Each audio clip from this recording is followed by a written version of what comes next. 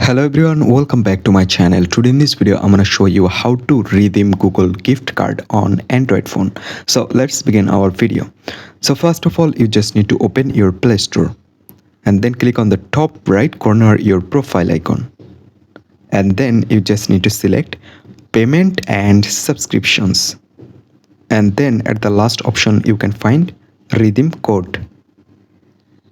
So you can find here enter code. You can put your Google Play gift card code on here for redeem. Otherwise you can scan gift card. Just select scan gift card and there have an option. You can see you can scan it by open your scanner.